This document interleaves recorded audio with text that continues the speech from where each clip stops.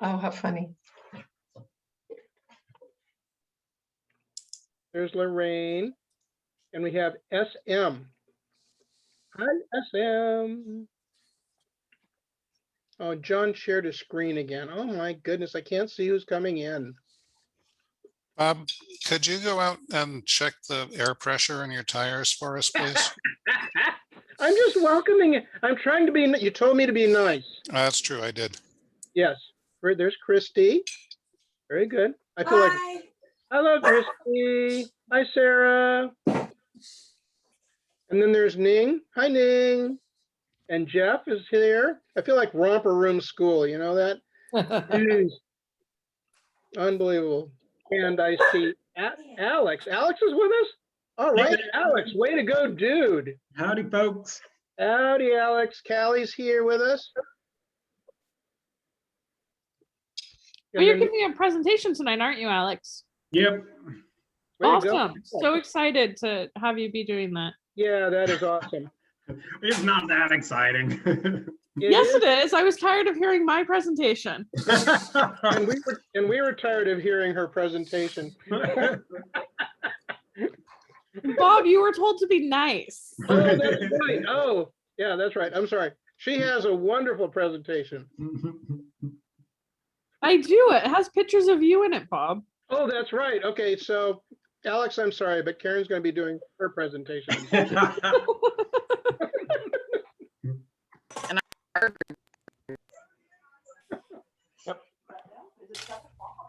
There's Jose, I believe. Welcome, Jose and Tammy.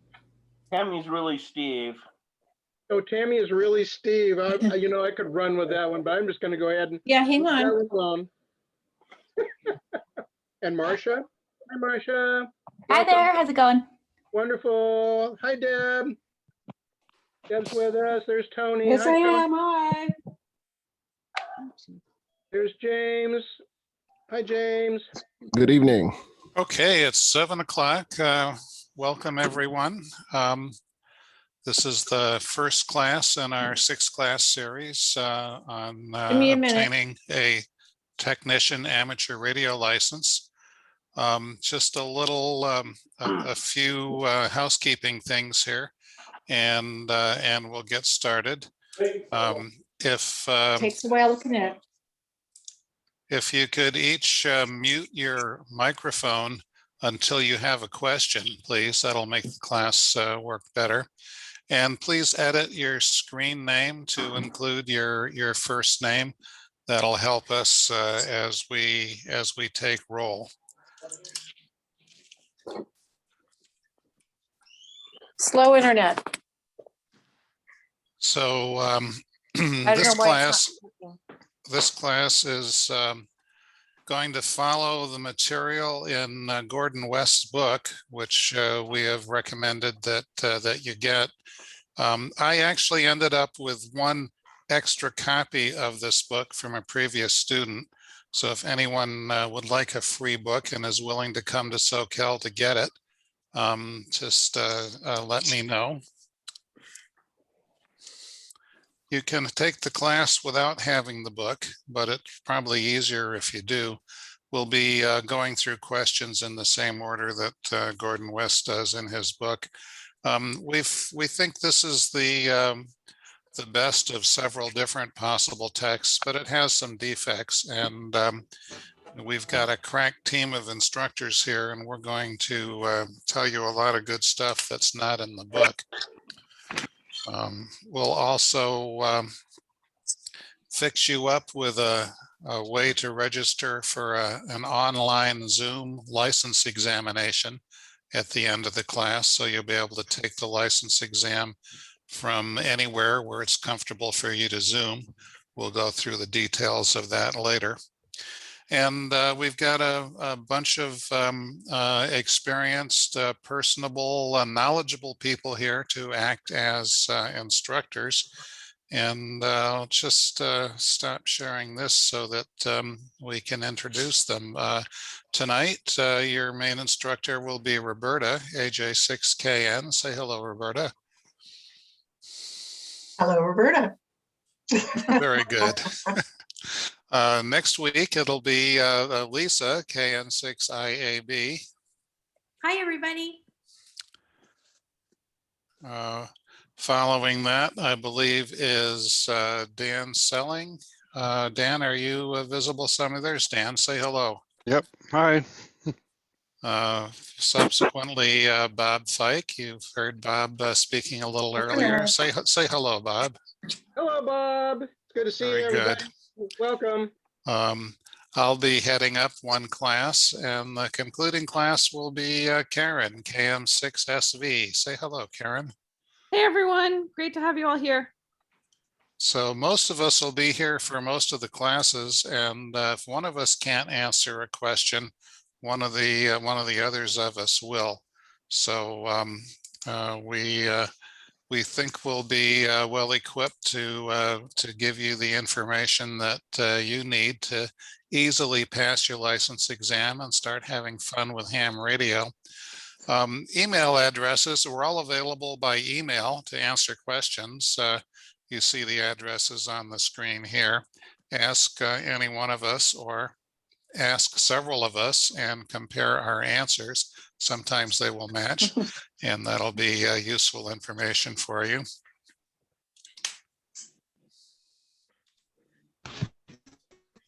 So this class is being recorded. We'll record all our classes, and there will be a Zoom link which I will get and make available to you the day after the class. And we'll keep the recordings available throughout. So if you miss a class, you'll be able to watch it, watch the recording, or if you want to go back and see something again.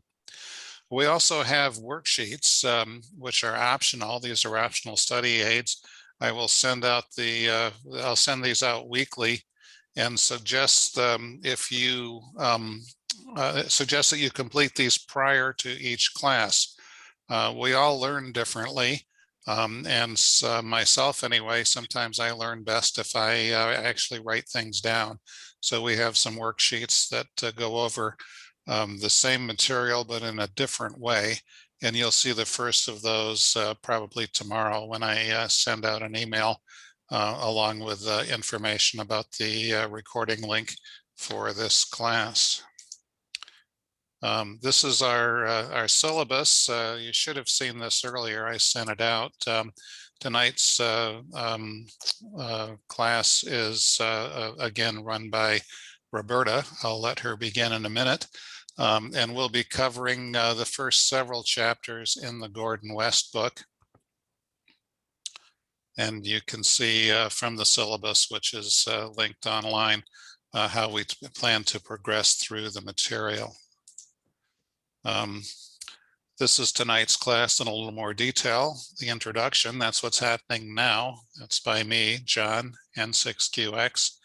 Roberta is going to cover some of the exam questions. Alex, a relatively new ham who took one of our classes earlier, will tell you about his experience in ham radio. Roberta will cover some more exam questions. We've got some good information about study aids for the license exams, which will be covered by Roberta and by Deborah, KN6MLK, another recent graduate of one of our classes. More of the exam material, and we'll conclude with a live demonstration of something called WIN system. It's a linked system of repeaters that enables hams, will enable you to communicate with people around the country and around the world. And when we get to that, Bob will see who's on the air and who's actually available to talk to. Questions are really important. You're in a live class. The benefit of the live class is that we're here to answer questions. When we don't explain something clearly, ask a question, interrupt us at any time, unmute your mic and say, hey, I don't understand that. Or if you prefer, type something in chat. We'll be monitoring the chat during the class, but I encourage you to ask the question orally, because if you're wondering about something, chances are good someone else is too. So having said all that, who has questions about the class?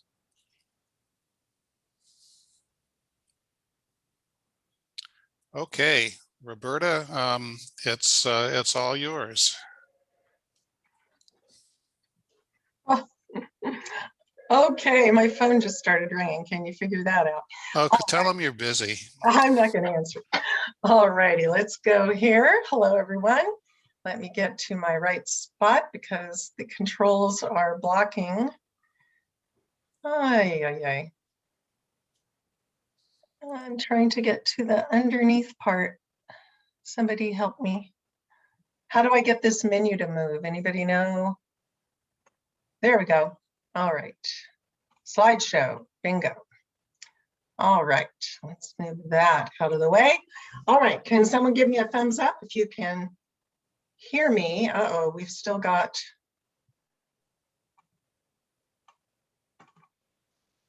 Here we go. Try hitting F5. All right. Can you hear me now? Thumbs up? You sound great. Okay, awesome.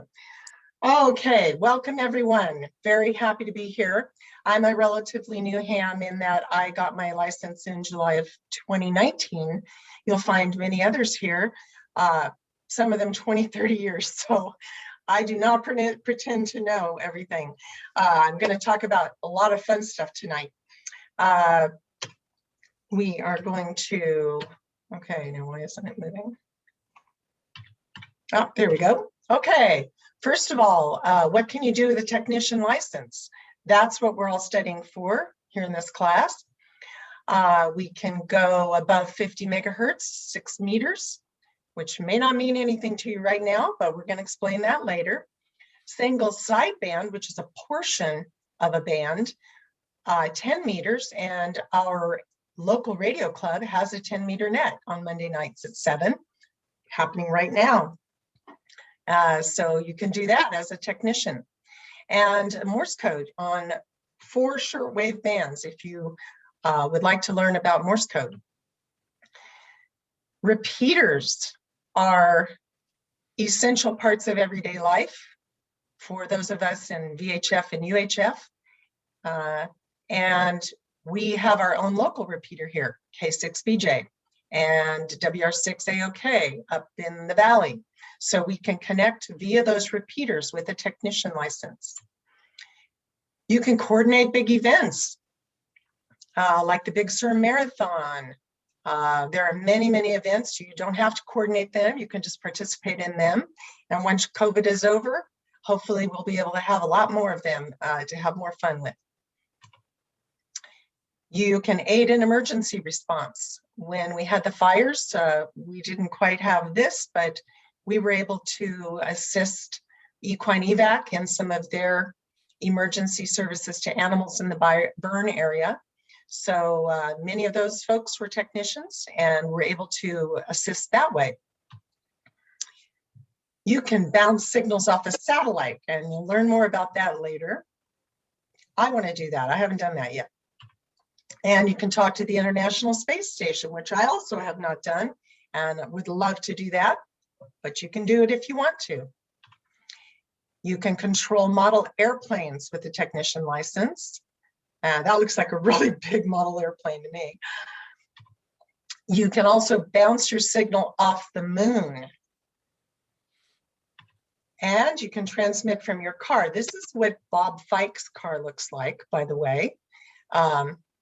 He doesn't always have all the antennas up, but not really. It's not quite that exciting, but many people have more than one antenna on their car, and many people do high frequency as well, which is a more advanced license. But technician, you can transmit from your car.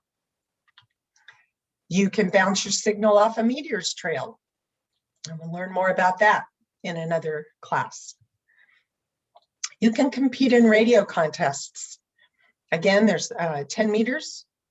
And I believe there are some UHF and VHF contests, although I have not gotten into contesting. And you can talk to the world. I've talked to people in Russia, China, India, primarily, believe it or not, through Echolink.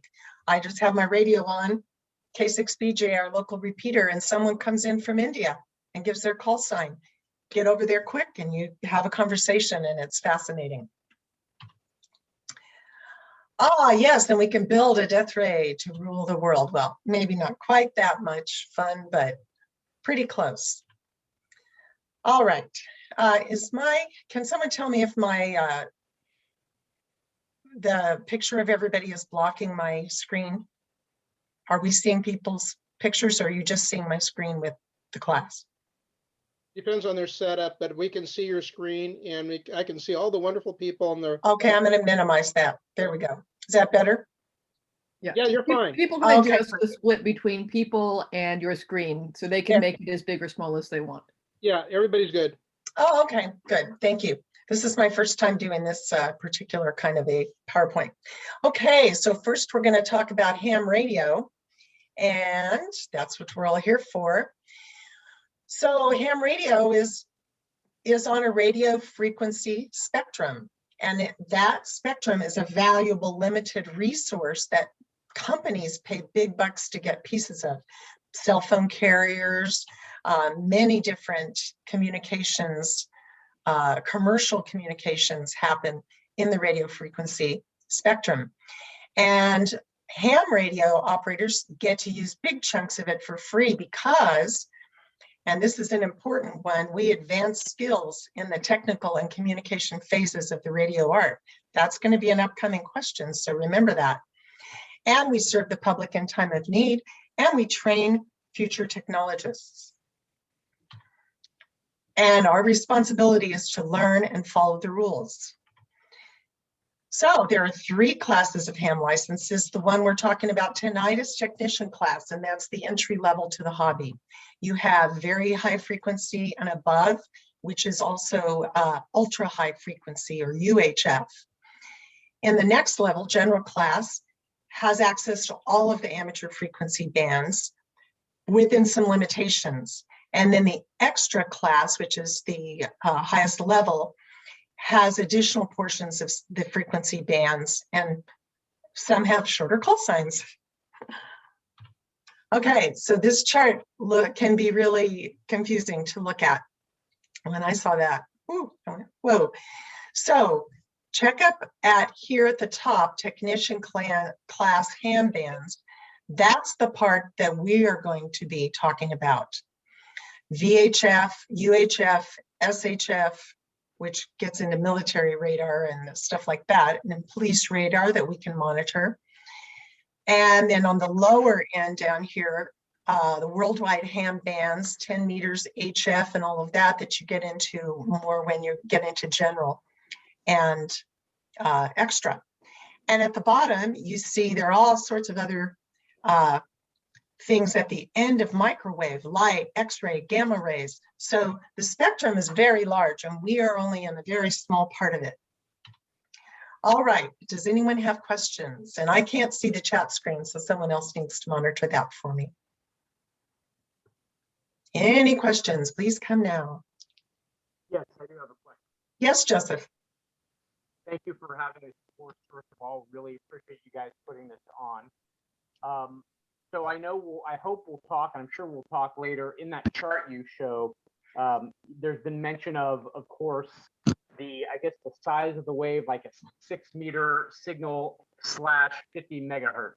So can you explain the interaction or the relationship between I guess that's the signal size or the frequency of the signal or the length of the signal versus the location in the band? We are definitely going to get into that in a different class where we're going to learn more about the various meters and such and the megahertz. John or Bob, do you want to address that? I'll be glad to say something briefly. You can think of a particular radio signal. You can identify it by its frequency or by its wavelength. There are 2 different ways of talking about the same frequency. And in a lot of radio, ham radio in particular, we tend to go back and forth. So the the frequency and the wavelength are related by the speed of light. And as Roberta said, we'll explain that in more detail as we go forward. Got it. Thank you. So essentially 6 meters equals 50 megahertz. That's right. Okay. Yes. Any other questions? I have this may not be the right time to ask it, but with the different licenses, I have the technician, but I'm still, they have barely actually used the radio. And so mostly taking the class, so hopefully learn about practical use, but I don't know if it's possibly sensible to go ahead and in parallel do some of the reading for the general license, or is it kind of a, well, don't bother getting the general unless you know you're going to be really putting your radio skills to work hard? That's an excellent question, Deborah. I am going to talk about that in a little bit. I'm going to talk about I actually did my amateur extra, technician, general, and extra all in the same day. And so we're going to talk about that a little bit when we talk about study aids, okay? And I'll tell you a little more about that. Anybody else? All right, let's move forward. If I can get it to go. Okay, so unfortunately, I can't see my question, which, oh boy, this thing is in the way. I'm going to put it down here. Here we go. Which agency regulates, and oh, I hit the button already, but FCC. So Federal Communications Commission. So communications is the key there. Remember the FCC, communications, ham radio is communications. That's how you can remember that answer.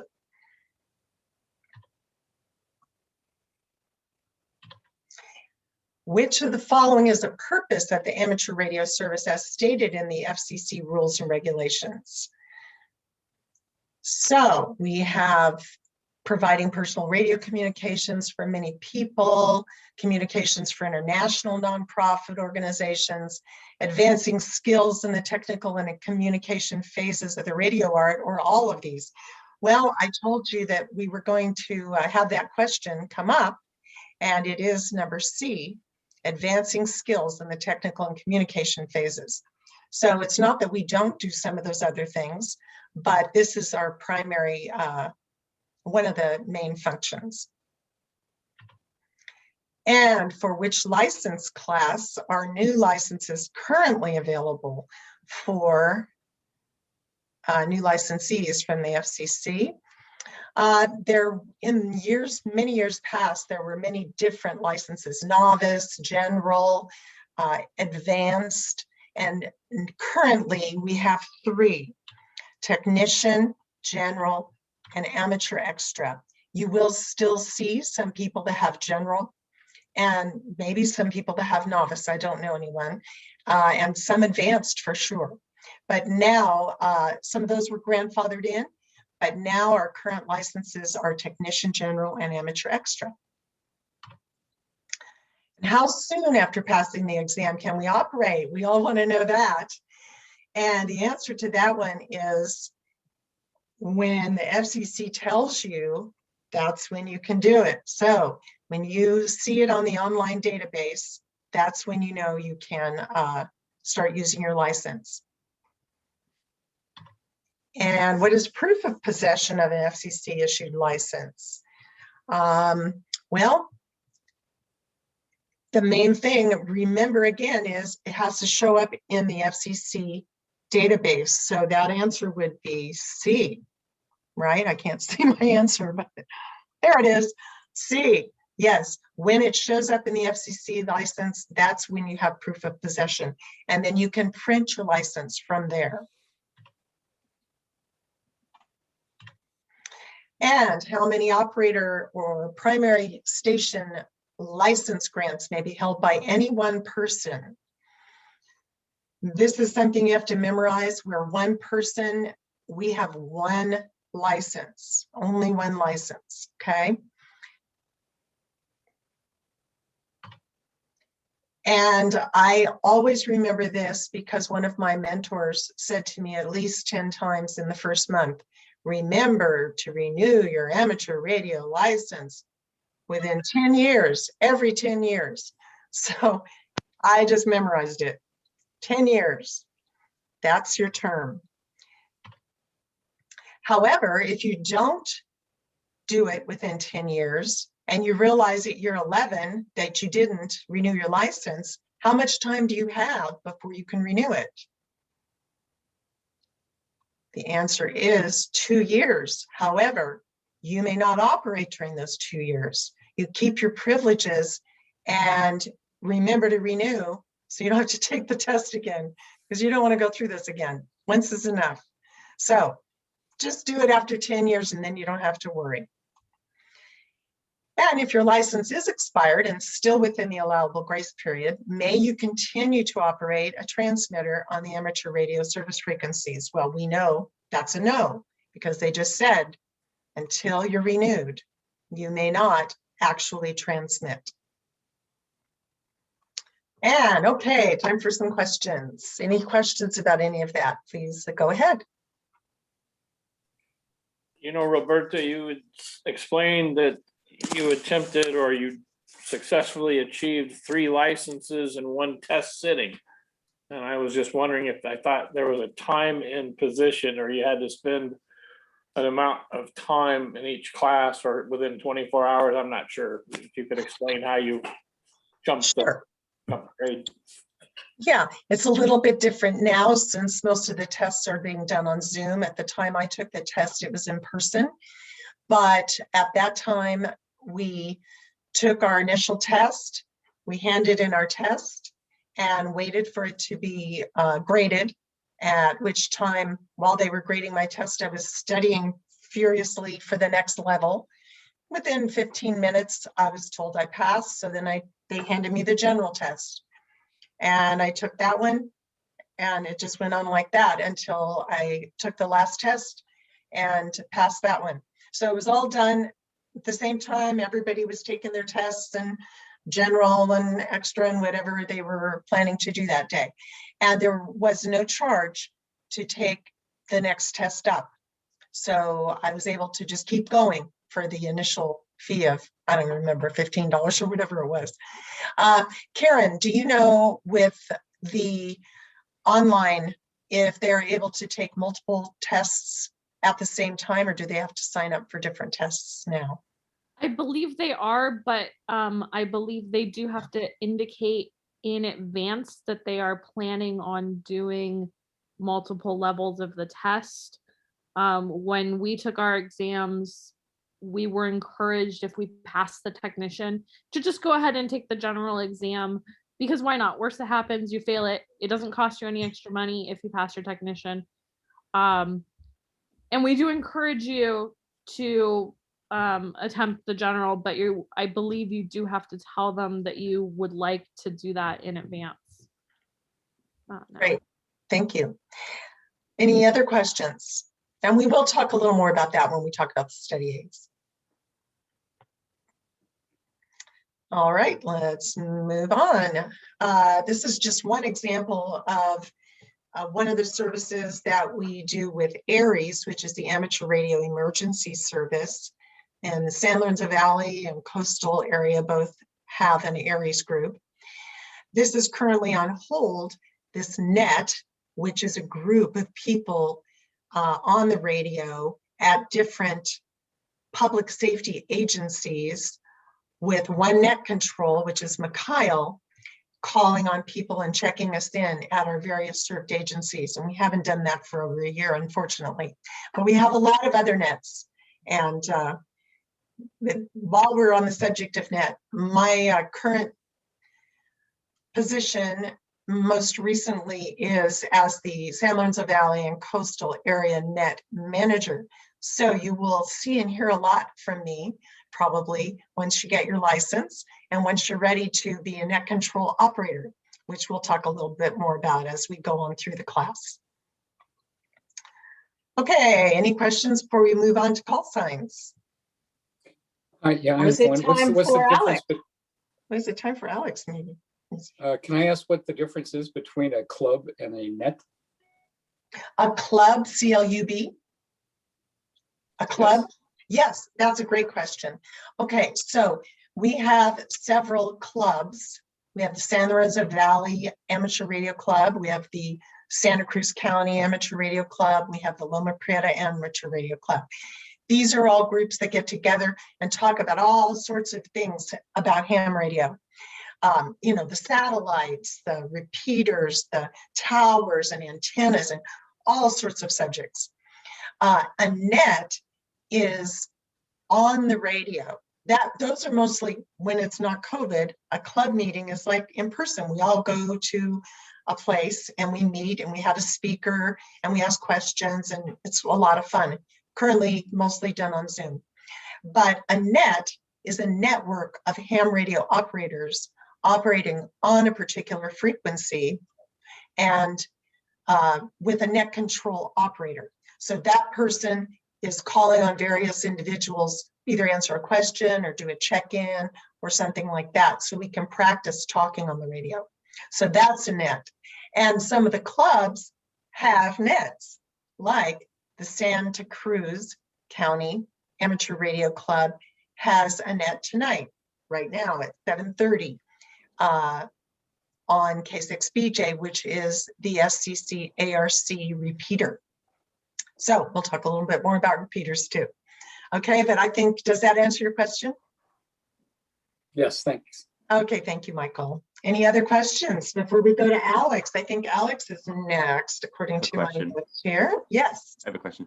Why can't you do a net during COVID? It seems like one of the most socially distant, safe things you could be doing.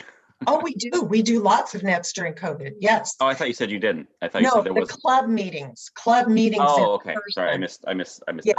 No, we do club meetings on Zoom, and the nets in person. Can't do the nets on the radio. There we go. It's a served agency net that we can't do because it's right. Served agency be like a fire station. We can't go into the fire station because they're got it. Okay. They're closed down. Closed down. That was what, yeah, I heard that. I'm sorry. You're right. That was the one I said we can't do, but we do lots of other nets. There's a net every night if you want to be on a net every night. Okay, I believe Alex is up. Okay, well, yeah. Do I have to do anything to get to show up on the screen here? I'm all good. We see you, Alex. Do you have slides to share, or are you just going to talk to us? No, that's way too complicated for me. I wanted to talk a bit about my experience with ham radio. I'm very new to this. I think Roberta mentioned there's a whole range of experience with ham here, but I just got my license in December, I guess it was.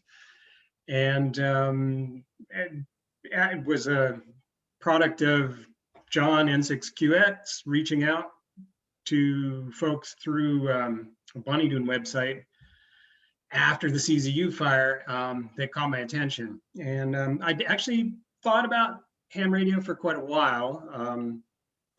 I've known hams. My father was a ham. I remember seeing his radio equipment when I was a kid. But I always thought, well, it's, one of those things that takes a lot of study. It's going to be a lot of work. I just, never got around to it. And a couple of things here, COVID, made everything virtual, and that kind of made it sound a little easier because I didn't have to go anywhere. And, maybe I was being lazy, but it ended up being a really simple process, I thought. And I particularly wanted to do it because of the difficulties we have so often in mountain communities with communications. I don't know how many of you live in the mountains, but it's pretty regular that our power goes down, and when our power goes down, our phones go down and our internet, and we're pretty much cut off from the world. And the CZU fire was kind of the last straw. In fact, the night that we were evacuated, out of 4 phones that we had in the house, 4 phone numbers, one of them actually got the emergency call that said it was time to evacuate. And I needed a better way or I wanted a better way to communicate when things get difficult in, I don't know, for whatever reason in the mountains. I also saw neighbors using wireless communications to talk when our phones are down. Illegally, it turns out. You can buy cheapy ham radios on Amazon, and a lot of people are doing it, and it's easy to get, but there's so much more you can do that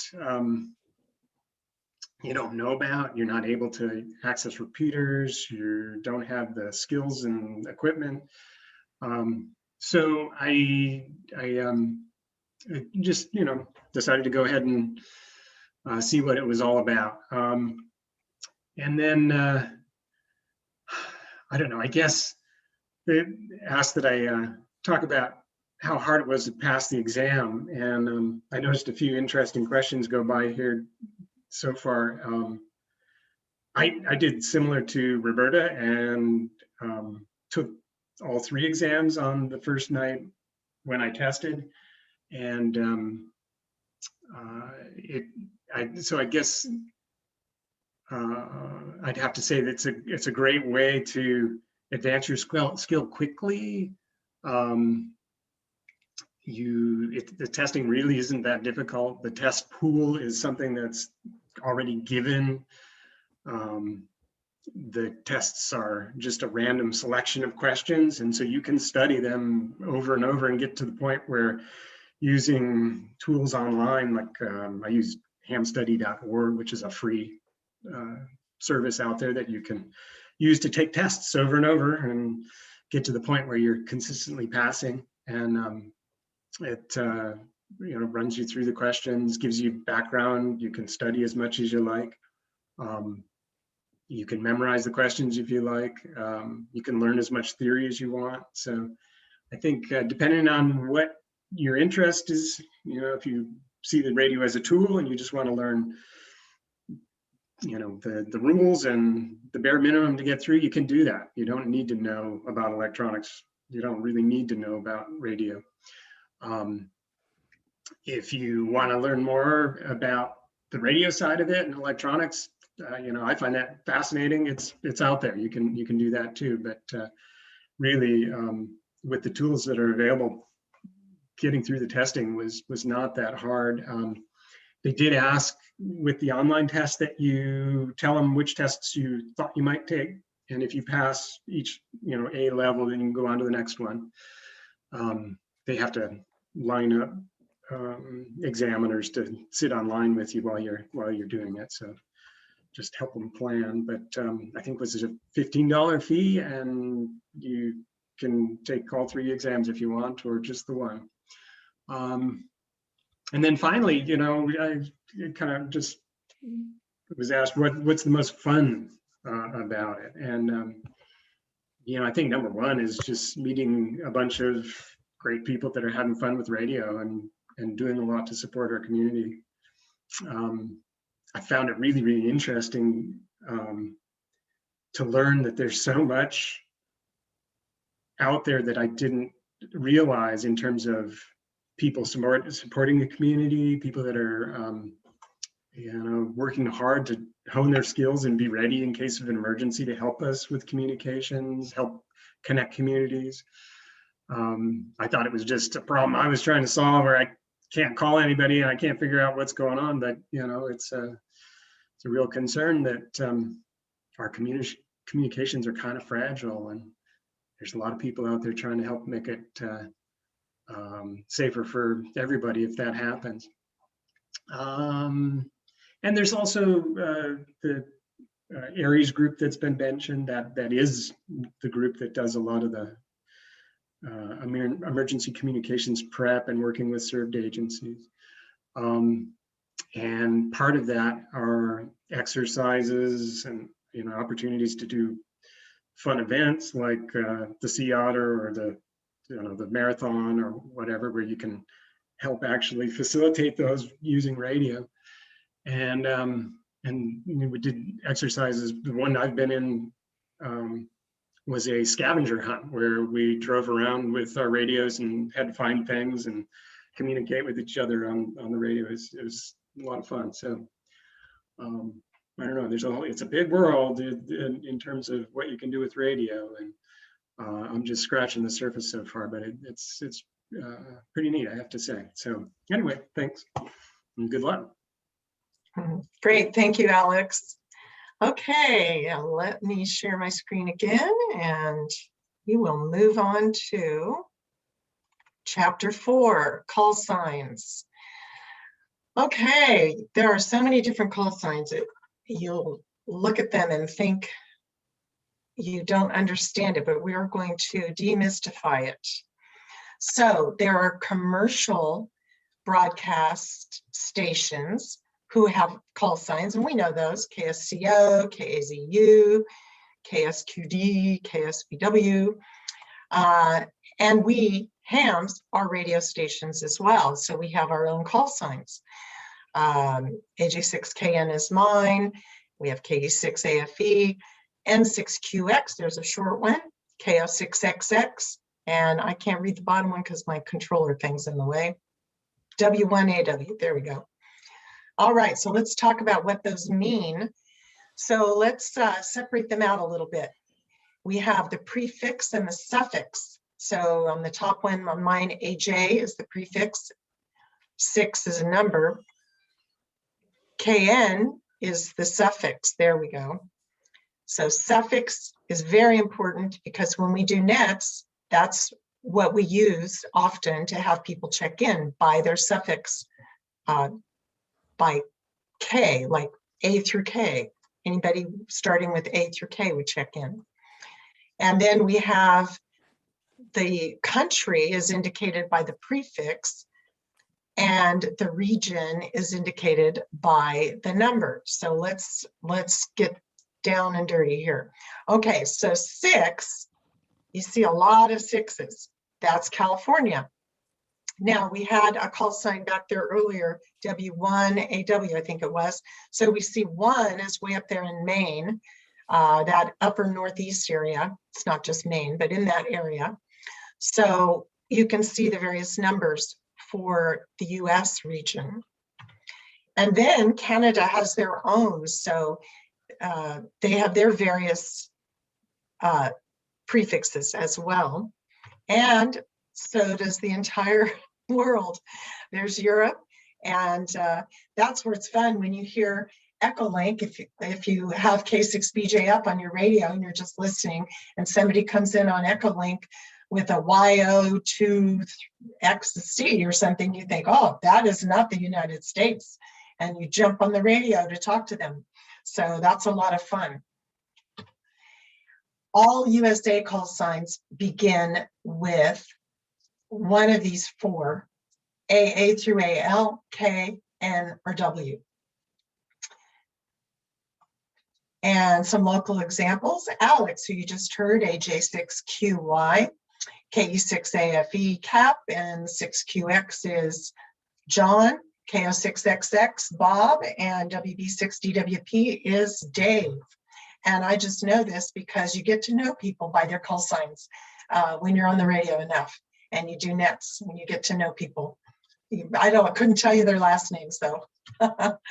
And your new call sign is going to be KN6 something. And I'm predicting it will start with Oscar, O, something, something, because I checked on QRZ to see where they're at. And they do have OCA. So that means we're probably going to be in the O. So KN60 something, something will likely be your call sign. So by license class, there are these formats, and there are a couple of questions about this 2x3, 1x3, which seems confusing. But think of, for technician, it's 2 letters, a number, and 3 letters. 1 letter, a number, and 3 letters. So you can see examples there of that 2x3, WB6DWP. Amateur extra, 2x2, 1x2, or 2x1. So again, it's the alpha, numeric, and alpha. How many of those? And if you're a special event station, say we're having a club event or something like that, you might have W6A in addition or instead of. And sometimes you can, I think a special event can just use your call sign or your club call sign as well. I'm not sure about that, but it's not on the test, so don't worry about it. Any questions about that? And I will mention also vanity call signs. So if, I'm sorry. I have a question. Yes. So I kind of got lost there because you said the, AJ6 is USA, California, but then obviously there's some people, or I mean, unless maybe the people are not in California or the US, but other people have ones that don't start AJ6. That's right. That's right. So if we go back, the USA call signs are going to be anywhere from AA to AL. I know we have an AI6GL here. That's Al. Could start with a K. Could start with an N, N6QX, like John, or W, like WB60WP. So AJ, the reason why there are a few of us that are AJ is probably because, like Alex, I took my extra all in one day. So I was assigned that call sign of AJ6KN as my initial call sign. Most people get their technician call sign, then they take their general, then they take their amateur, then they apply for a vanity or a shorter call sign or something like that after they've got their test. We were just assigned that. And I believe Alex was assigned his as well, QY. Okay. Does that make Okay. sense? I thought for some reason AJ was like USA. Period. No, well, it is But, USA. It is yeah. USA, but it's one of many USAs. Yes, I got that. Yeah. Okay. You can see Okay, there's several there. AA through AL and then Right. KN or W, right? Right.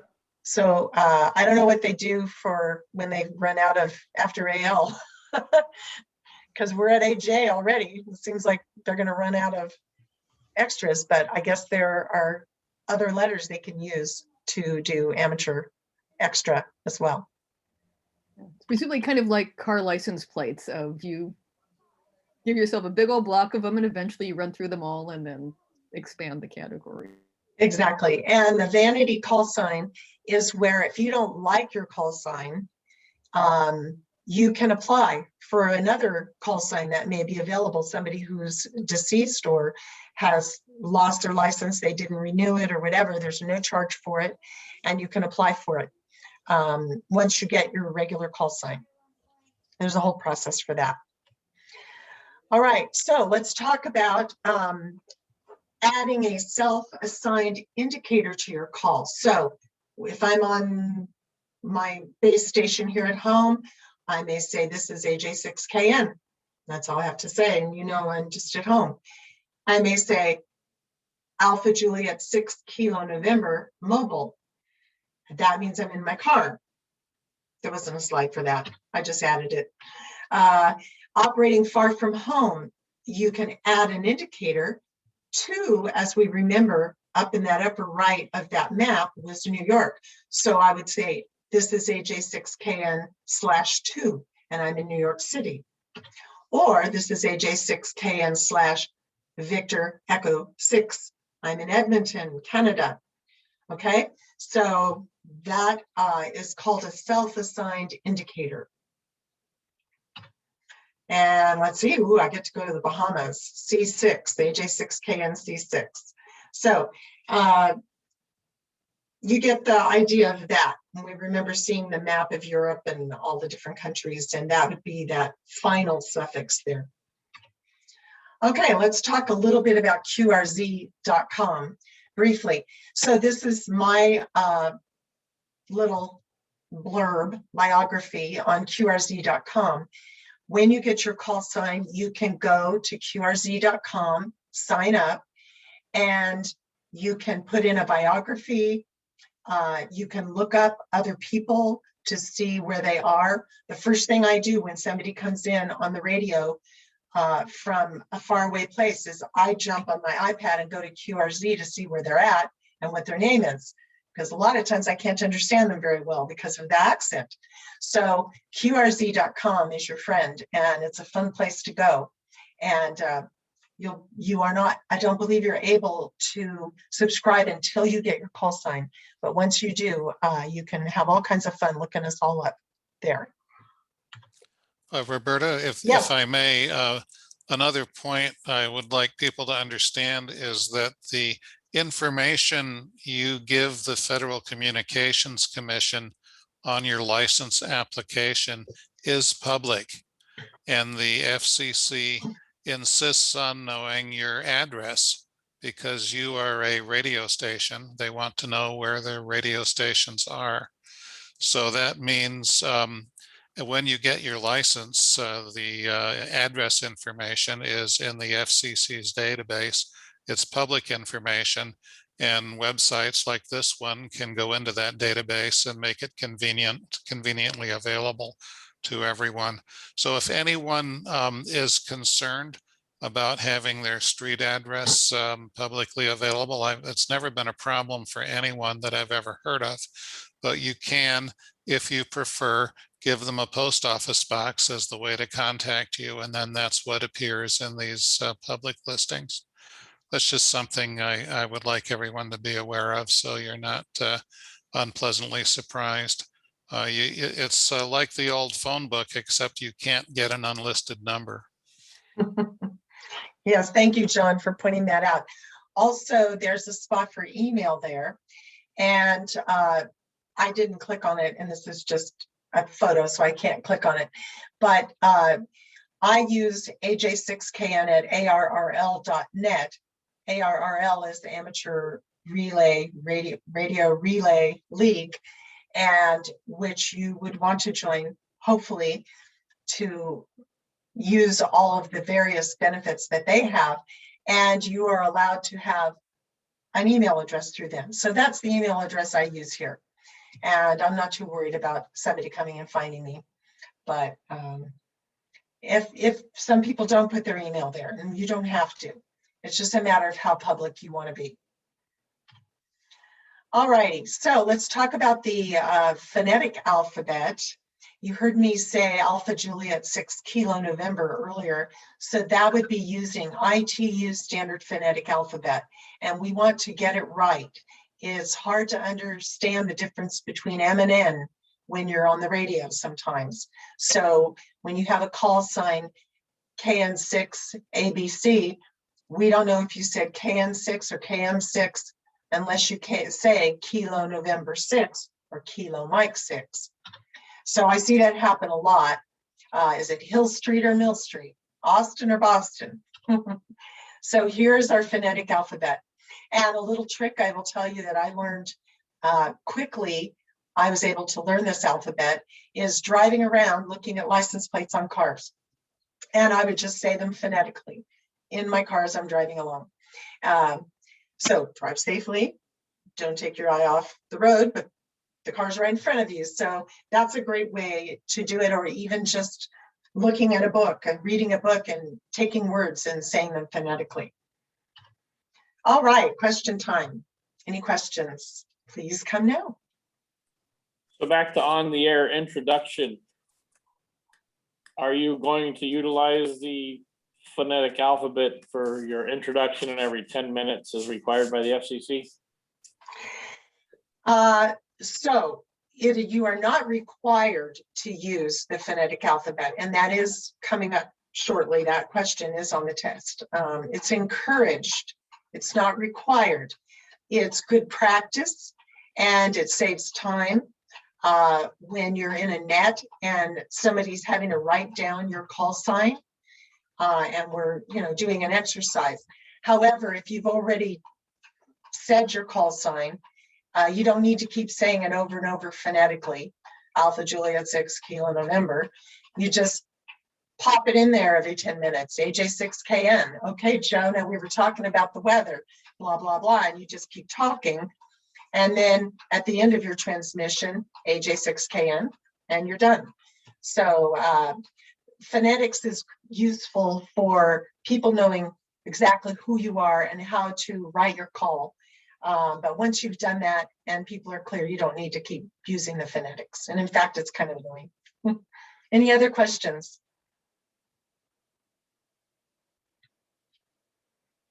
All right, let's see. Do we have somebody else next? Let's see. Oh, we got more questions. Okay. No idea what this thing's doing. So some questions. When is an amateur station required to transmit its assigned call sign? You all know the answer to that because we just talked about it. It would be, everybody say it once, D, at least every 10 minutes and at the end of your transmission. You do not have to say it at the beginning of your contact. It's a nice thing to say, especially if somebody's calling you. I might be calling John and I say N6QX, this is AJ6KN. And he may or may not say this is N6QX. He may say, hey, Roberta, how are you? And we just have our conversation. And then in 10 minutes, he gives his call sign N6QX and we continue talking. And then at the end, I say, okay, well, I'm at my destination. I'm out of here, 7-3, AJ6KN. He says N6QX and we're done. So that was kind of a long answer. Sorry about that. When may an amateur station transmit without on-the-air identification? I cannot imagine, let's see, can't imagine any. Yeah. Signals for model aircraft. So that great big airplane we saw, control model aircraft. You don't have to identify. And I'm not going to say anything about that. I think I have an idea about that, but I'm not going to say it. Who may select a desired call sign? We know all of us can. Anybody can request a different call sign if you don't like your call sign. You might have to wait a while for the one to come up that you want, but you can wait. You can get one. So Gary, K6PDL, has standard poodles. Gary, can you tell us how long did it take you to get that call sign? K6PDL. Maybe he's gone. There he is. Gary? How about this? There we go. Okay, put the microphone down. I'm new at this radio stuff. I got it right away. It was, on the available list. The call sign I wanted was K9PDL. But that was in use in Florida. So right. I went with K6PDL, and I had about 5 different call signs that I had on my desired list, and this one came through. I think it's an awesome one. Thank you. I have Gary. a question. Yes. K6PDL, they said the 6 relates to the region, but he wanted to apply for K9PDL, 9 being a different region. That's right. He can do that.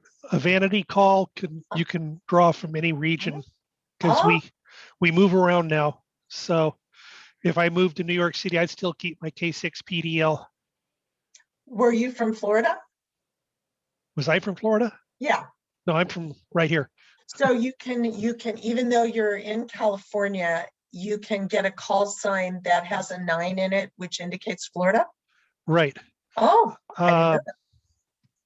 Let's So see, vanities Carrie. can be anything as long as they're not offensive and they're a reasonable length. Well, it's going to be kind of hard to be offensive with just 3 letters. Oh. You can be offensive. Although it with could be 3 done. letters. It can be done. There are a few. But Carrie, who's the secretary of the San Lorenzo Valley Club, his call sign is K3RRY. So that's right. It's kind of late for Carrie. Great, thank you. All right, let's see. So now we're going to go to that 1 by 2, 2 by 3, all that. Which of the following is a valid call sign for a technician class amateur radio station?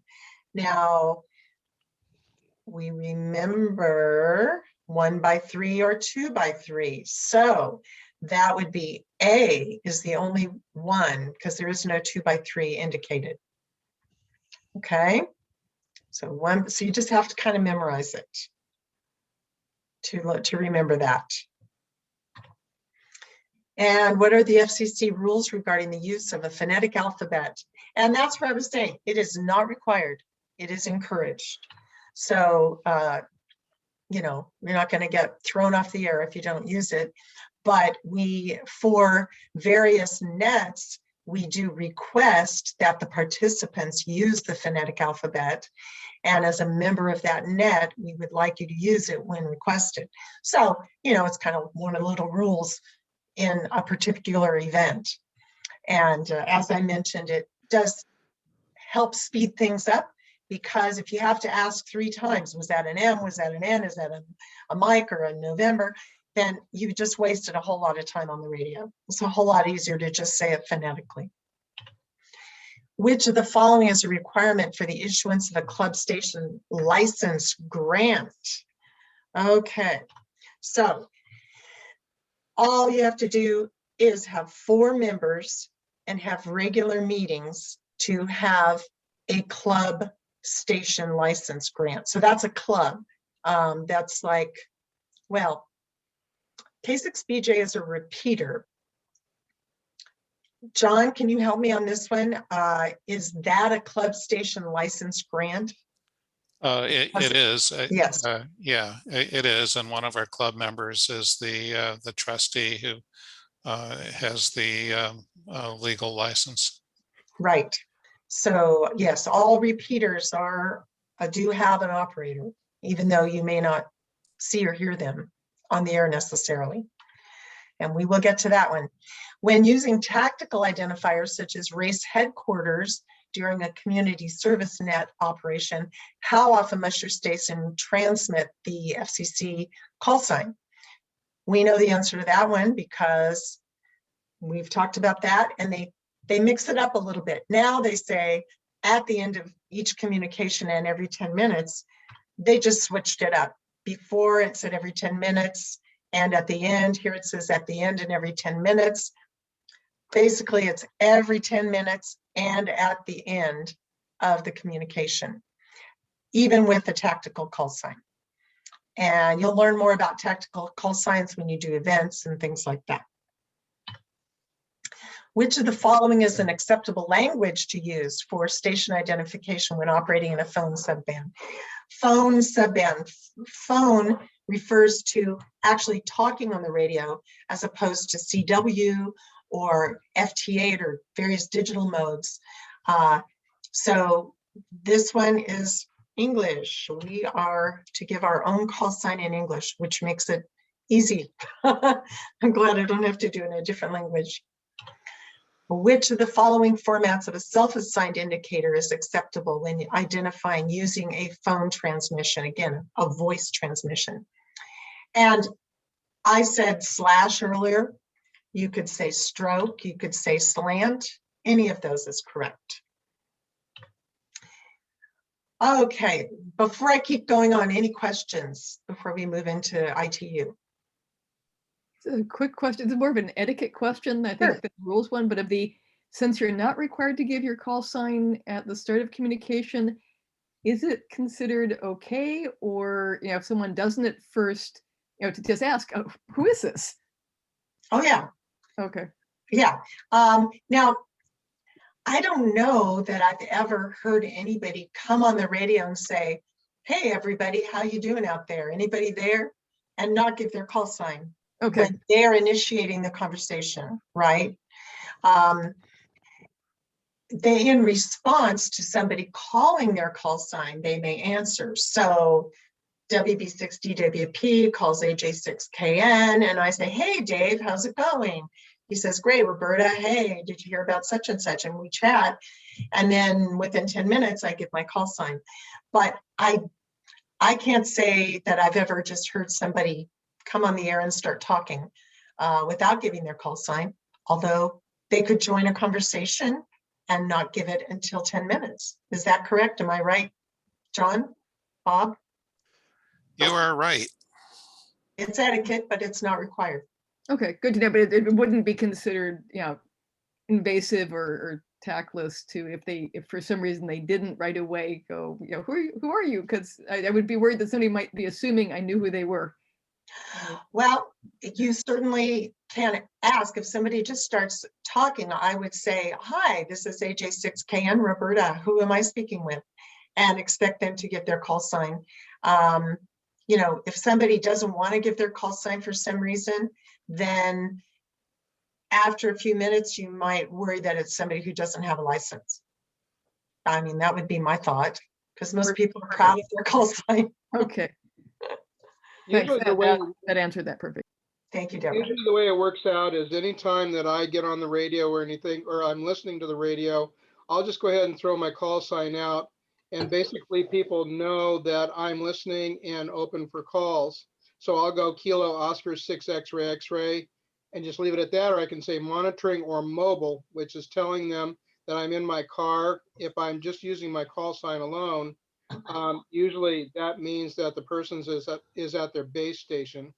So something that I encourage for new people is that they throw the call sign out first anyway. In other words, this is Bob, this is Kilo Oscar 6 X-ray X-ray monitoring. And the reasoning behind that is because usually it's pretty interesting how you really get used to people's voices as to who they sound like and so on.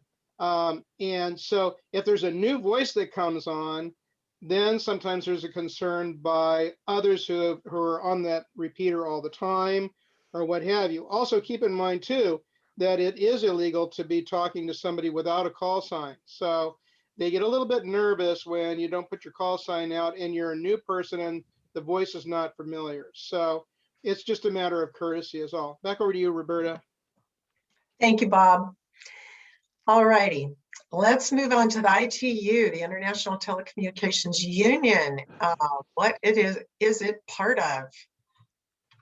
Let's see, it is part of the United Nations. That actually was pretty fascinating to me.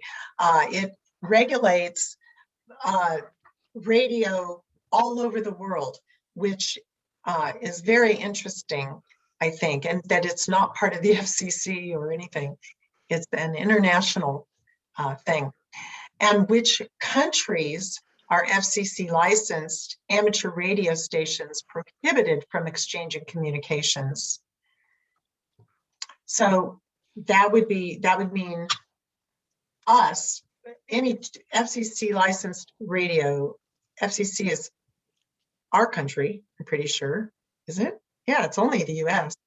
But anybody in the ITU, if they don't want communications between us and their people, then we may not do it. And currently that is the North Korea and Eritrea. And that may be different, but this is as of the last date of the book's printing. Is there a question? That's still Okay. current, Roberta. Yeah, okay. Yeah, I did a little research trying to see if there was anybody else and I didn't find any. What types of international communications are permitted to an FCC licensed amateur station? So we know that we're not allowed to conduct business. Let's just get rid of that one right now. Number B. So personal, it's all about personal. We don't want political, we don't want religious, we don't want business, we don't want foul language or music. And we'll learn a lot more about that in the future classes, but it's a personal character.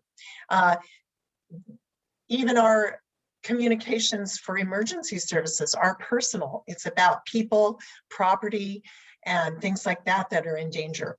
So just think amateur radios for personal and you can't go wrong. What is meant by the term third-party communications? Okay, so third-party traffic is anything where I'm going to communicate to someone else on behalf of a non-licensed person. So there was an accident on my road and I called 911, or I had somebody call 911. Anyway, I had the person who had the accident actually talked to 911 on the radio with my permission, that's a third-party communication. So it's an unlicensed person talking over an amateur radio station.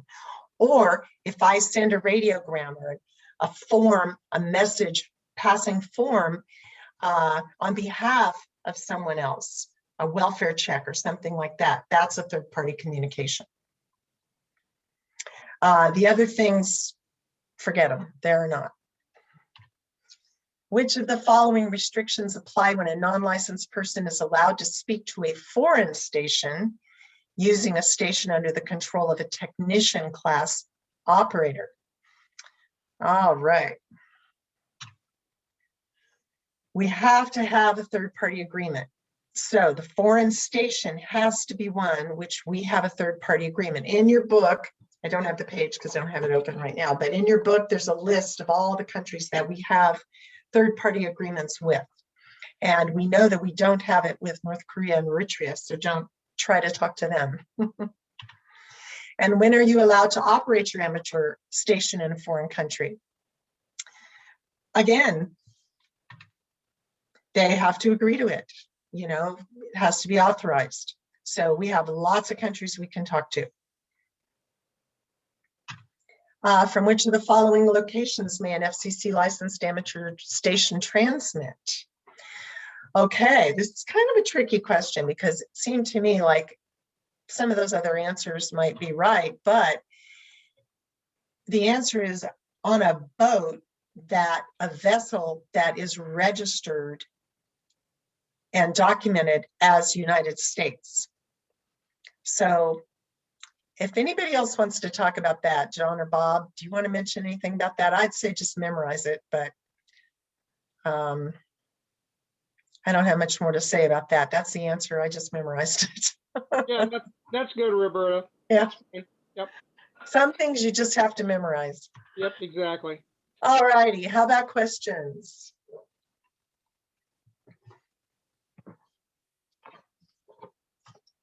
No questions.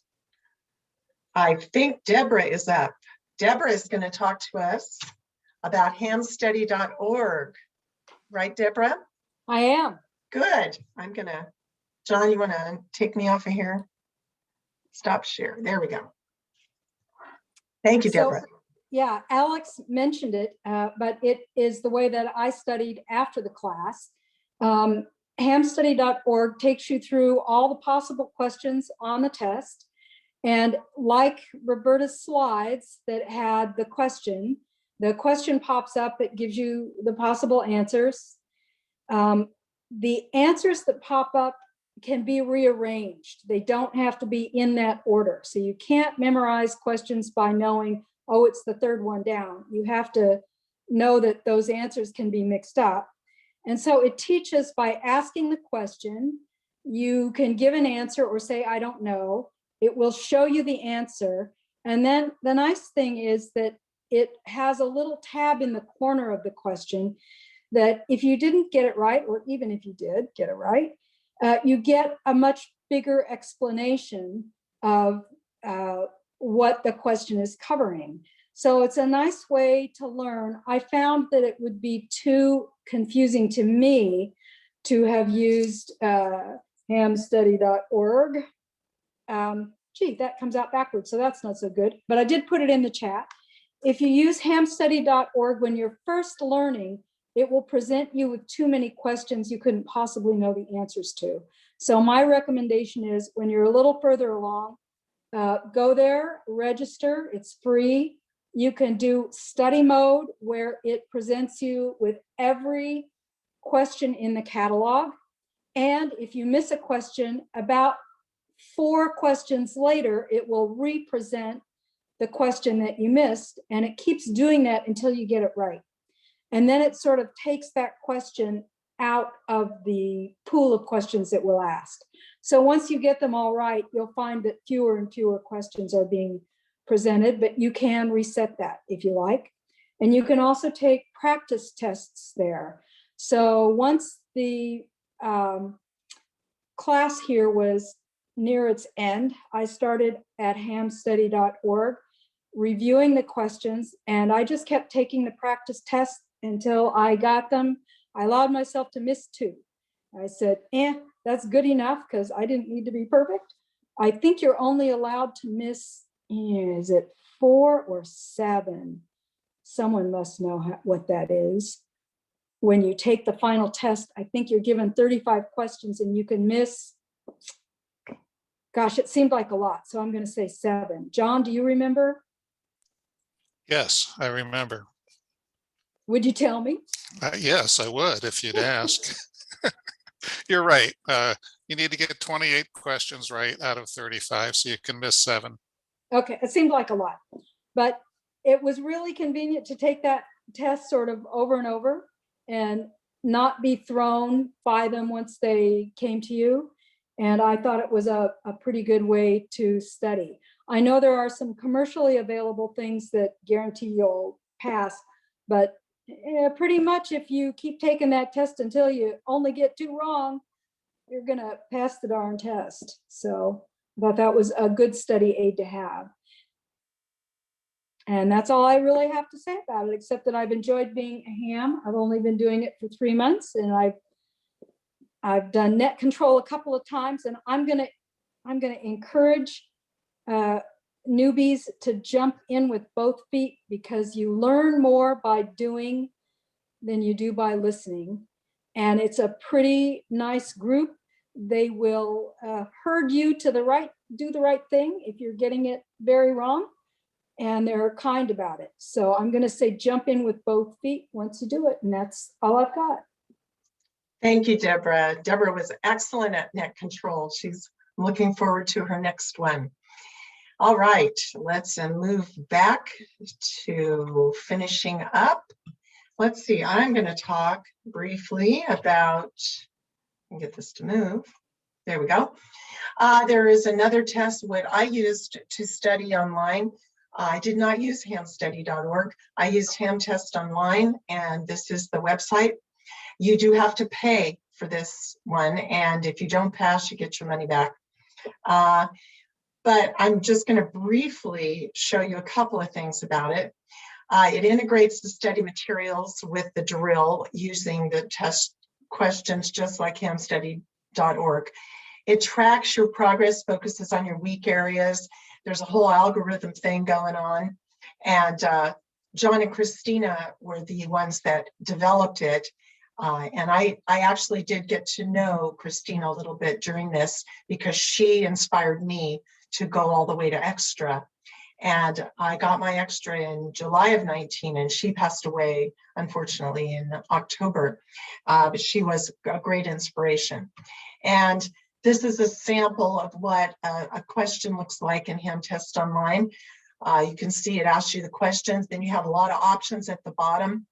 You can go 50-50, where they just take 2 of the wrong answers out, show the answer, skip the question, skip the subject, or get more information if you want to click on fuse and see what a fuse is. If you choose something wrong, it'll tell you incorrect, and it'll let you keep choosing until you get it right. On the left side, you see the main menu. You can choose topics, view courses, do practice exams, lots of things like that. But the main thing I want to show you is the study history, which I thought was really motivating for me. So not necessarily for anybody, many people may not care about it. But what this chart shows on the left side is the date. So you can see when I started, June 19th, and I started studying the technician. And yellow is the stuff I hadn't seen yet. Red is what I was weak at. Blue, I needed to review. And green, I had right. I didn't have much right at that point. But within a few hours, by the time I had my 10, 11 hours, I was at 93%. So it was only June 21st. I figured, I'm just going to go on and try the general, because I still have a month before I'm going to take the test. So you can see the progress going on from the yellow to the green, or to the blue and to the green in each section, so that when I went to take the test, I was passing at 97 in technician, 95 in general, 93 in amateur. So I felt, I did not feel confident, but this told me I should be confident. So it gave me encouragement. So that's all I'm going to say about that. Any questions about the studying or taking your test? Please come now. I have two questions. Yes. One would be, you talked about, getting three, the tech general, et cetera. I'm not that ambitious, but what would the differences between the tech and general be in terms of knowledge? So let me talk first about on the studying requirements. What Ham Test Online suggests is you need about 10 hours for technician, 20 hours for general, and 30 for amateur extra. So that's what, 60 hours total. As far as what you can do, general gives you the ability to do HF, high frequency, which in the technician class, you can only do 10 meters. There's a very small part of 10 meters that you can do, which is HF. So general opens up all of the bands, portions of all of the bands, the HF bands. It's a different radio, potentially, different antenna. You don't use the same antenna for HF that you would for UHF, VHF, but it opens up a whole nother world of distance, going, here, talking around the world and getting a lot more experience there. And Gary, can I have you talk a little bit about general and what benefit it is going there? Well, I got my general as soon as I could because I wanted to get on HF. And it opens up 80 meters, 40 meters, 20 meters, 15 meters, 17 meters, 12 meters for operation. And those high frequency bands, those bands enable you to send a signal which will bounce around the world. And, you're talking directly by radio to somebody instead of going through the internet, like on Echolink, uses the internet going through a repeater to talk around the world. But this is, you're actually sending a signal that's, bouncing and making its way across the country or across the continent or across the oceans. Right, thank you. Yes, so does that answer your question? Yeah, and I had a second question. We're talking a lot about the specific answers to the tests. Yes. Is there a specific book that covers the general theory of some of the electronic information we'll need to pass the test?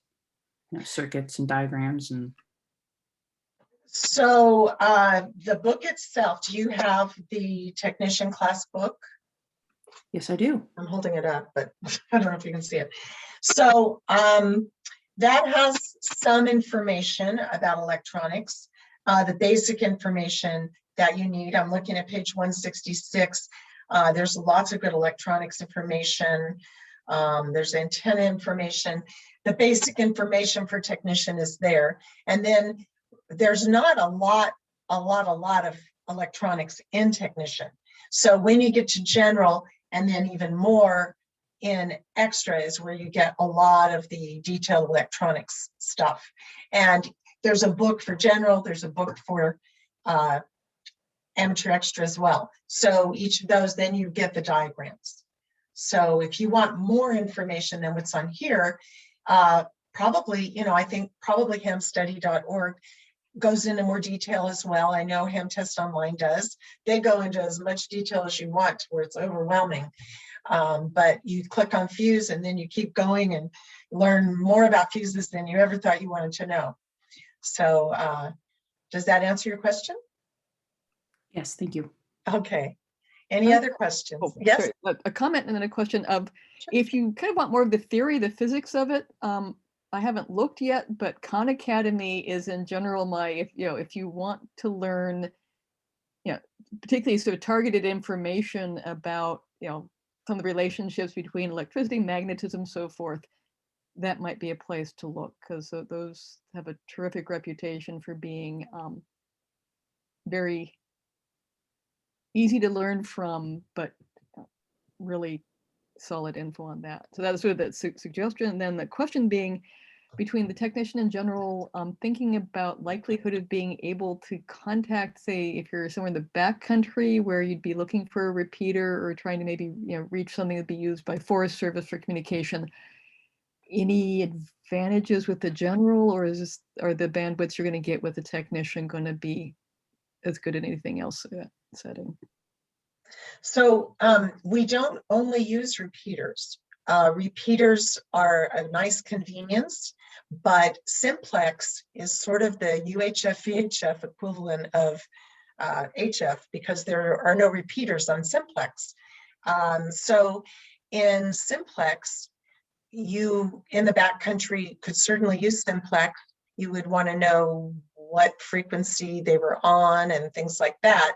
But I'm going to let somebody else speak to that. This is Bob. Yeah, thanks, Bob.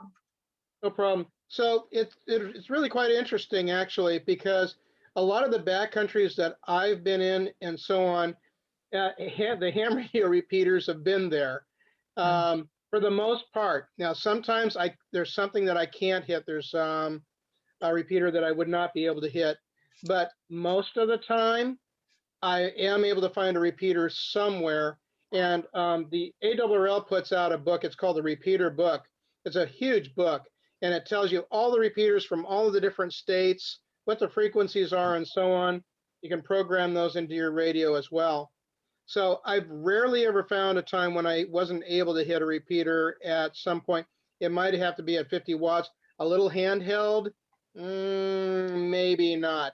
But I'm thinking more along the lines of from your vehicle with a mag mount antenna or something mounted permanently. Back over to you. Thanks, Bob. Does that answer your question, Deborah? Yeah, and it sounds like I should probably invest in a little bit heftier radio for the truck. Yeah. For inside your vehicle, an HT or just a small handheld 5-watt radio. It's not going to do too well unless you put a mag mount on top. And even with a mag mount, you still only have 5 watts. And it's nice to have a dual band, but you got to start somewhere. So it's great to just start somewhere and learn what it is that you really want to do and what you need. Thanks both of you. You bet. All right, FCC definitions. Control operator. All right, so that is the person designated by the licensee of a station to be responsible for the transmissions from that station to assure compliance with the FCC rules. So the person with the license is in control of the station. We talked earlier about allowing someone else to talk on the radio when you're present, and that is allowed. But you are still in control and you're responsible for what they say. If they kind of break the rules or say something they shouldn't or start singing or something like that. Automatic control. Okay, automatic control. We're using devices and procedures for the control of a station when it's transmitting so that compliance is achieved without the control operator being present at a control point. So this is K6BJ 2-meter repeater on the left. That's our little tower. I was just there yesterday. And it's got a little paint job and a new door. Inside that shack is a rack with all of the radios and repeater equipment there. And that radio is being controlled. There is a control operator that is in charge of that and is responsible for that. So if somebody breaks the rules, that operator is responsible. Remote control, yes. Did somebody say something? Okay. Remote control would be someone indirectly manipulating the operating adjustments in a station through a control link. And so that would be what we were talking about, operating a distant radio from your computer. A couple of examples of that is if you wanted to operate HF, which is that little bit of 10 meters that I said technicians could do.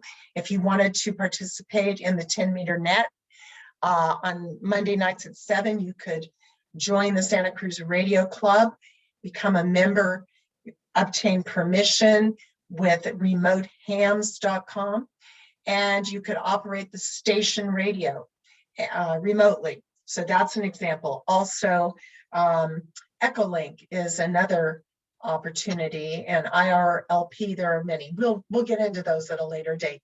But just want you to know there are lots of other fun opportunities using computers and remote operations. Any other questions?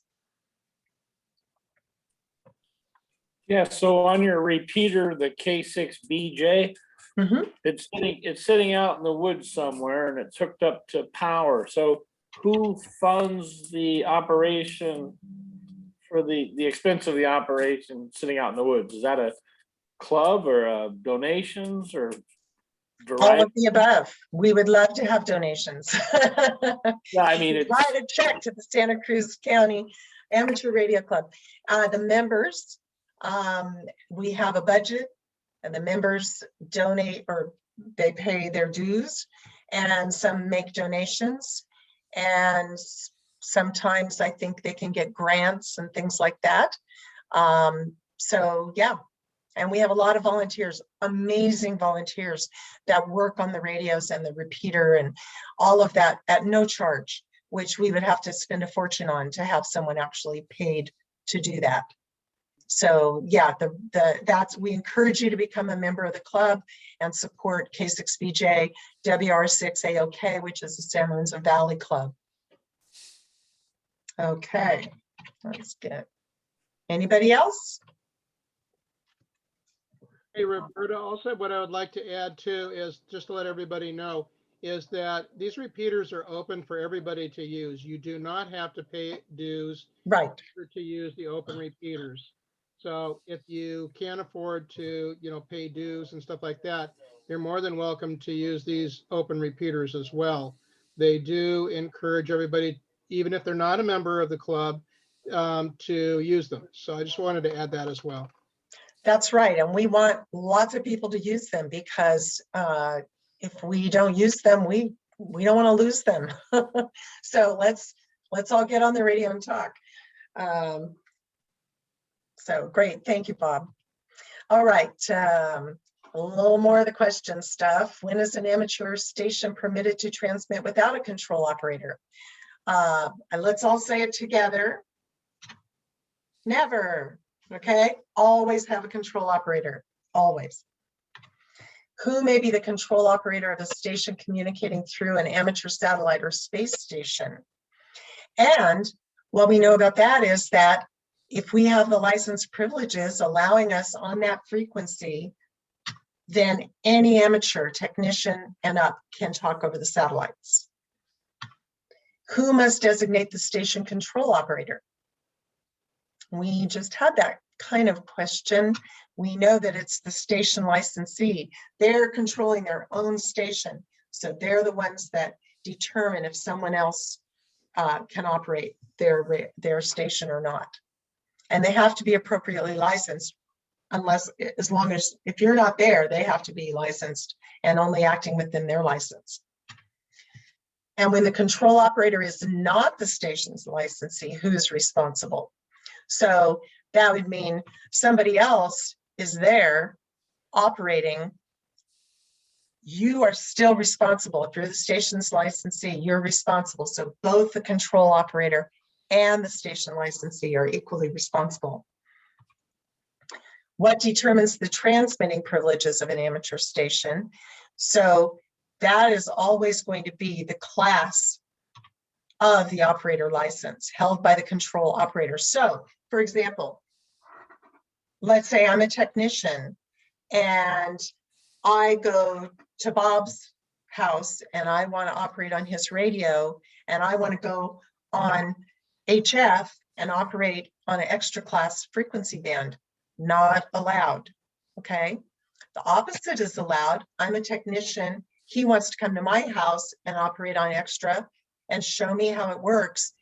He has a license for that, so he can do that, and I would listen. Okay, does that make sense? Quite. He's only advanced. Oh, whoops. Sorry. But if, Right, Karen but if came to I mind. wanted to, I could. Karen wants to. There you go. All righty. All righty. So when under normal circumstances may a technician class licensee be the control operator of a station operating in an exclusive amateur extra class operator segment of the amateur bands? Wow, that's a lot. Bottom line, never. You stay in your own band privilege area for your technician class. And what is an amateur station control point? Is it the antenna? Is it the transmitting apparatus? A location where it's performed, or is it your mailing address? It's the spot where you actually have the ability to turn the equipment on or off. Okay, the location at which the control operator function is performed. So if I'm on the internet and I'm on Echolink, my amateur station control point is my computer because I can turn it off. I'm not even on the radio. Okay, which of the following is an example of automatic control? We remember that one. The repeater, K6BJ, is a repeater, and that's automatically controlled, even though it does have a control operator assigned to it. Which of the following is an example of remote control as defined in Part 97? Yeah, let's see. Okay, now I'm blocked out here. B, operating the station over the internet. So that's remote control. That's the Echolink, the remote hands, that sort of thing. And IRLP. IRLP is another, that's directly connecting via your radio as opposed to using a computer. I know this is all sounds very complicated, and you'll learn it as we go through the weeks to come. Come on, computer, go. All right, which of the following is true of remote control operation? Well, we know that control operator is always required, and they must be at the control point. So, and they can indirectly manipulate. So all of the choices are correct. It just makes sense. At least that one makes sense. Who does the FCC presume to be the control operator of an amateur station, unless documentation to the contrary is in the station records? We've talked about this one. D, the station licensee, right? The person with the license is the control operator and is responsible. In which of the following circumstances may the control operator of an amateur station receive compensation for operating that station? The only time someone can get money is when it is incidental to classroom instruction at an educational institution. Otherwise, you're not allowed to talk about business, to use ham radio in any way to promote a business or anything like that. And certainly can't ask for money, unless it's for a donation for the repeater, maybe. Who is accountable should a repeater inadvertently retransmit communications that violate the FCC rules? So we know there is an operator that is the repeater owner, and there is a control operator. So it's the control operator of the originating station. So the repeater owner, or the control of the repeater, they're ultimately responsible for that repeater. It's how it operates, but the control operator always is responsible. So that would be you when you get your license. All right, next week, got through all the hard stuff. Next week is fun. Your first radio petting zoo. I'm going to let John talk a little more about this, and the little blurb about where these slides came from. W5YI group, that is one of the remote testing locations, is run by W5YI, I believe. So we thank them for their slides. And now we'll have more questions, and then Bob is going to do WinSys, I think. Any questions?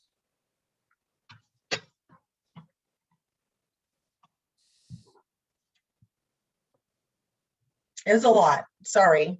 I talk kind of fast too. No questions. All right, Bob. Bob's getting ready for his WinSys live demo, right, Bob? You betcha. Okay. Everybody, I'm Bob. You've heard me cut in and out every once in a while. What we're going to be doing is looking at the WIN system, which is a system of many repeaters throughout the United States, as well as in some other countries. They're linked basically through the internet, so it's kind of cheating in a way, but it's a great way to get exposure to different countries, different states, and so on. You might be hearing somebody talking right now in the background. I'm hoping we're going to do the low-tech way and stick the microphone near the radio, and we'll see how we do. So right now we have two people that are talking, and I'm going to see if I can interrupt. So I'm a part of the International. Can everybody hear that? We meet at a convalescent facility, and we use their conference room, and we meet in Burbank. Kilo Oscar 6 X-ray X-ray.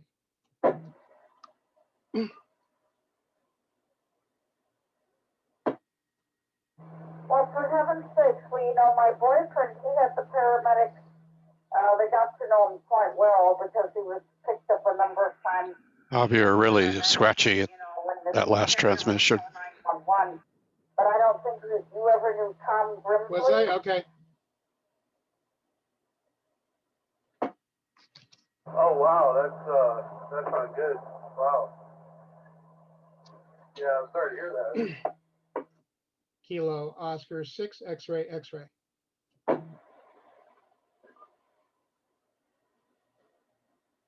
Well, he was a ham also. His call sign was So usually when people break in like this, usually the courtesy thing is to allow them in. Although I think we're not having that issue. We are having that issue where they're not listening. Dan, how did I sound on that one? Or where do you perform? Better. I'm not sure what the problem is. In Hollywood, so I perform there regularly. And Could try just break. hire me for party events, and I do the festivals and all different kinds of things. You know, different kinds of events that people might have, or groups might have, or companies, or corporations. Break.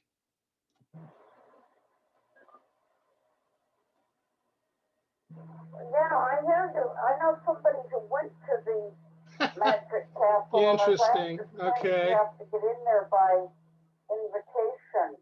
Well, that's very interesting. Well, this is the first time this has happened in what, three different classes where it's usually just quiet. So I give you a pass. Yeah. I can email one to you, send one over to you if you ever wanted to go. I have a good WinSys story to share. Go ahead, maybe they'll. Well, while he's trying to break in, I'll just tell you guys a quick story. I was in Arizona and I just went on the internet and looked for a local repeater. And I was just listening and I heard some guy call out for a radio check and nobody answered him. And so I picked up my radio and I answered him and I said, oh, I'm new, but I just, heard no one answered you. So I thought I'd answer. And we had a short conversation and then somebody called me. And I was like, oh my gosh, somebody's calling me. And it was someone that just wanted to help out someone who was new. And they did a demo for me. And they asked all these people to check in. And from Arizona, I actually heard someone check in from Tokyo.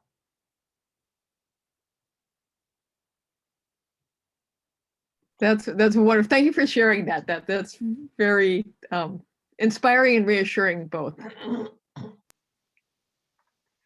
Well, it looks as though they're really busy in chit-chatting back and forth without allowing anybody to break in. So basically what happens is when there's a conversation that's going between two people or even three or four, usually you can break into the conversation by saying your call sign or saying break. Usually what people do is people will leave a space between transmissions to allow somebody to actually get in between the conversation. That's common courtesy. What you're hearing these people doing right now is what's called hotkeying, which is where they are keying up one right after the other without allowing anybody to break in between. So I'm going to continue to try and get in here. I actually heard somebody say, get off the repeater. And so I'm going to try and do it one more time. But this is an excellent example of where people are hotkeying in the repeaters so that others can't get in. I've been to the shows in Las Vegas. They're pretty visual, but I didn't, but that's just to do it. But I don't know what that musician's name was. I wish I did, but I don't.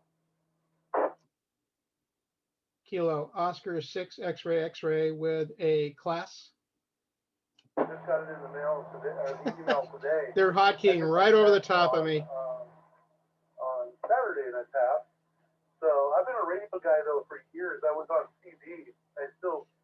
I'm not surprised. I've been on TV since I was a kid. I just never I'm not surprised. learning all the So this is basically treating the repeater like their personal phone conversation. Basically is what it is. They're not allowing anybody else to get in. This is Kilo Oscar 6 X-ray X-ray. Break.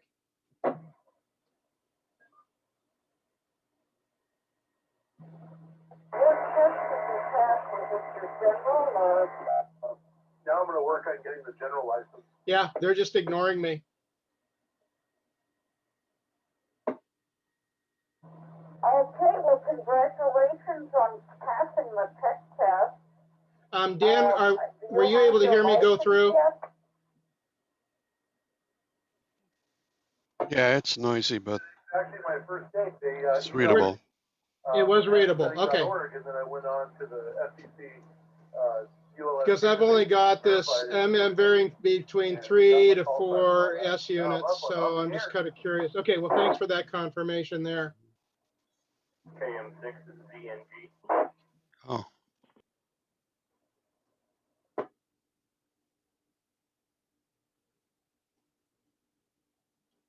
Hey there, KM6 ZNG. This is KN6. Interesting. It's you, Bob. It's you. Is it me? Real good. Yeah, they hear your call sign and won't let you in. Wanted to tell you congrats on. So Gary, you were able to hear me, right? I heard you on the Zoom, but I heard him go through. So obviously it's you they're ignoring and everybody else can go through. I see. That's funny. I'm going to try one more time again. Where I can have a big antenna, so I've experimented with lots of Wow. apartments.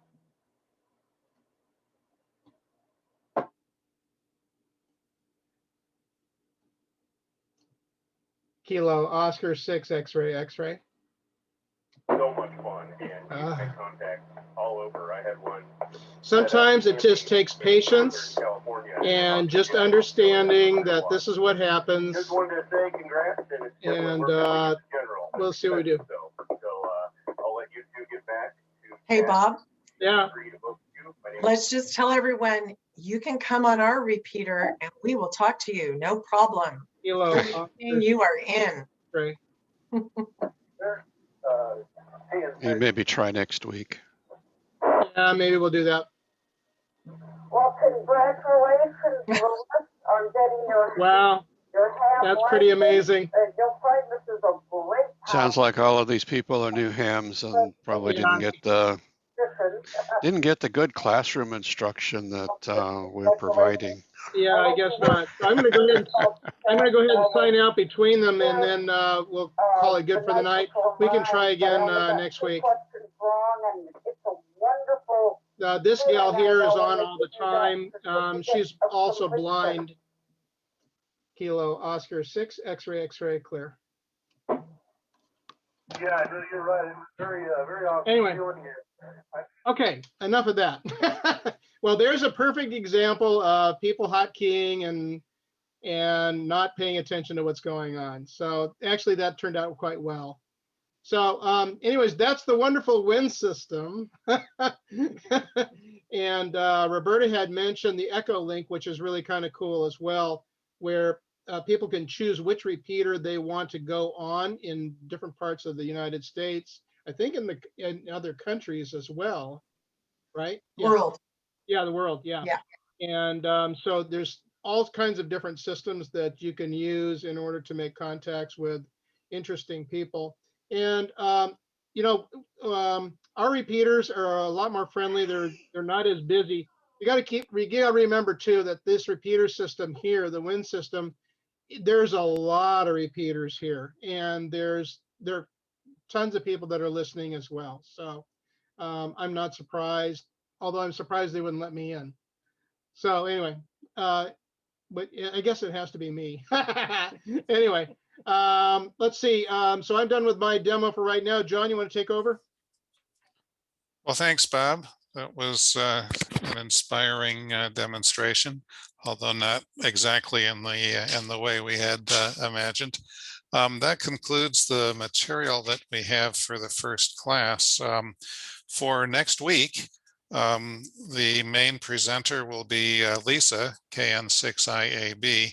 And to get the most out of the class, we really recommend that you read the material ahead of time. So that would be pages 51 through 68 in the Gordon West book. And also, optionally, if you like, complete the worksheet that I will send out to the class tomorrow morning that will cover the same material in a slightly different way. Before we end this, does anyone have any questions or comments about the class or about any of the material that we've covered?